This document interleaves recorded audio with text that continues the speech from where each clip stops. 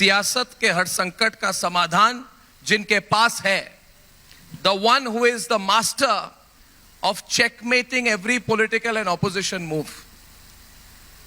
विपक्ष की सियासी सोच पर जो सबसे कड़ी चोट करते हैं, the one who is known in the country and around the world today as the modern day Chanakya of Indian politics.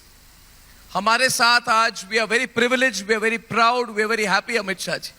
And we have waited for this a long time, that from your busy schedule, your very, very busy schedule, you have taken time to be with us at the Republic Network Summit. So, बहुत धन्यवाद, and let us start with a round of applause for him.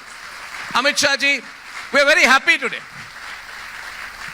We are very happy. बहुत सवाल हुए थे आज कि will he make it, will he come? He is so busy, there is a cabinet meeting, Prime Minister is in Jammu and Kashmir, but you are here and we are very happy and we want to speak to you openly, and a lot of people are watching this. आज हमारे सब channels में streaming सब लोग देख रहे हैं. तो I'll start with my first question, Amit Shah ji. Lok Sabha चुनाव के लिए 195 बीजेपी उम्मीदवारों की लिस्ट अभी आ चुकी है और प्रधानमंत्री जी ने 370 सीट की टारगेट फिक्स की है और एनडीए का अपना टारगेट 400 का है.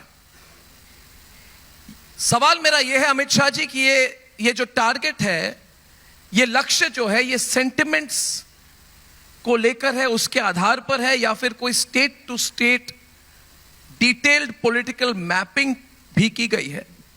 इस पर आप अगर कुछ हमारे साथ जानकारी हमें साझा करें तो we can start with that. देखिए, भारतीय जनता पार्टी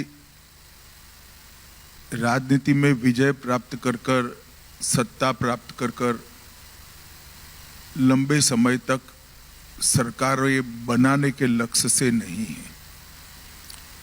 हम राजनीति में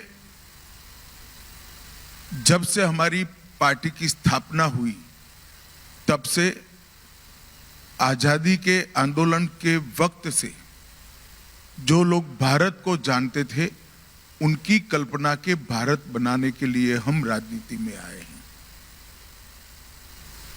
लाखों लोगों ने बलिदान ऐसे भारत के लिए नहीं दिया था जिसकी दुनिया में कोई पूछ न हो.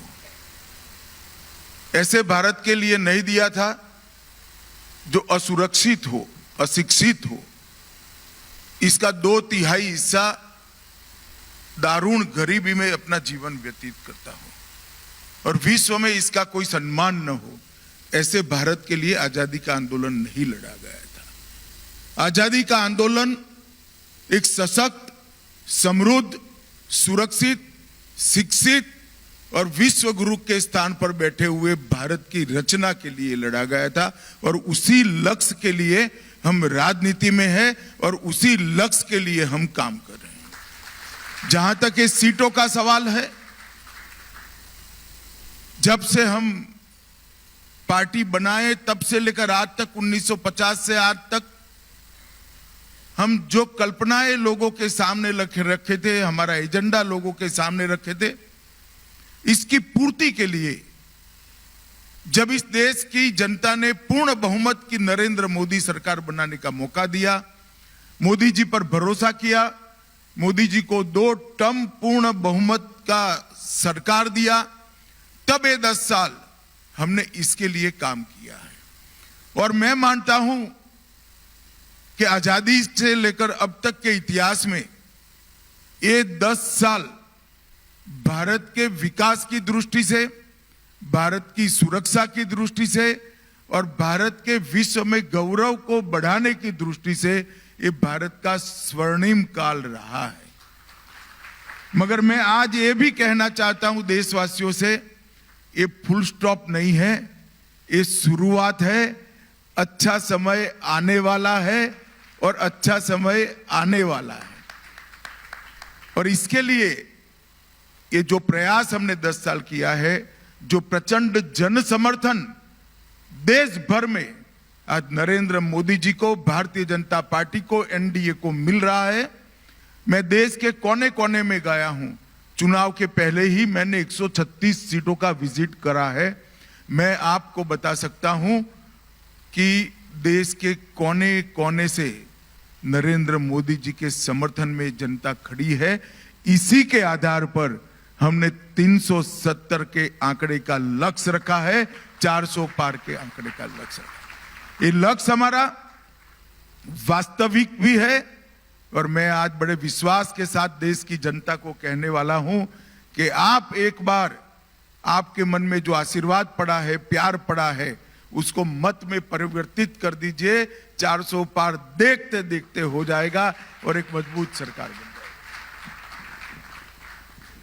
अगला सवाल मेरा अमित शाह जी शब्दों के संयम पर है। वैसे नेताओं का स्टैचर जितना बढ़ता है संयम भी बढ़नी चाहिए, मगर लालू प्रसाद यादव जी ने हाल ही में एक बहुत ही विवादित बयान दिया था जिस पर पिछले 2-3 दिन से इस पर ही बहुत डिबेट हो रही है। उन्होंने कहा था कि मोदी जी का परिवार ही नहीं है।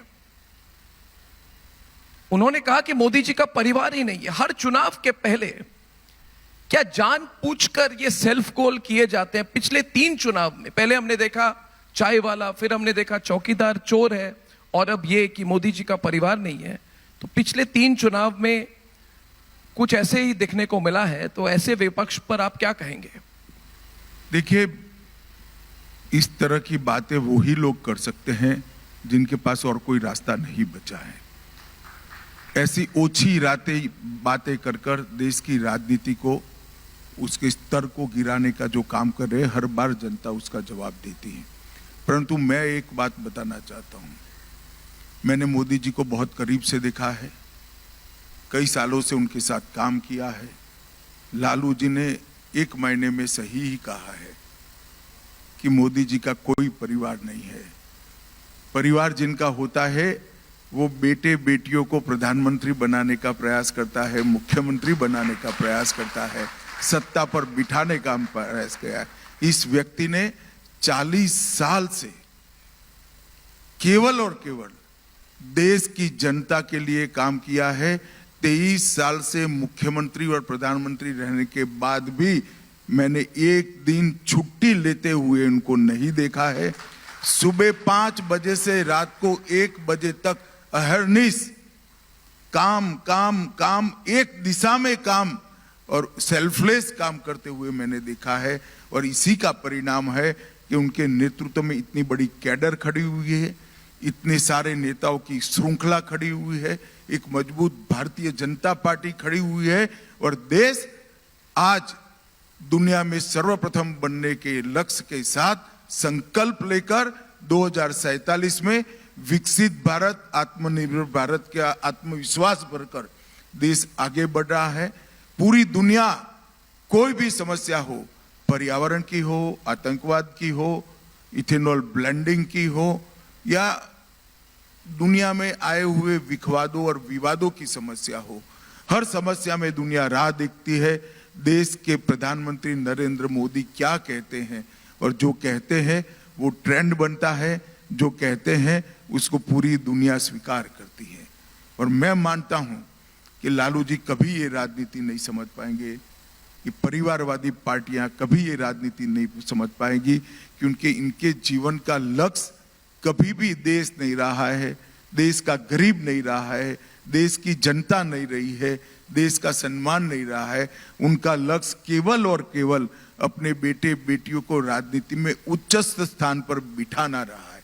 वो सहन ही नहीं कर सकते कि एक गरीब घर का बेटा, चाय बेचने वाले का बेटा, जिसका कोई राजनीतिक बैकग्राउंड नहीं है, कोई जाति का बैकग्राउंड नहीं है, वो इतने बड़े देश का प्रधानमंत्री बनेगा, 2 बार बनेगा, 3 बार बनेगा और सफल प्रधानमंत्री बनकर देश को महान बनाएगा।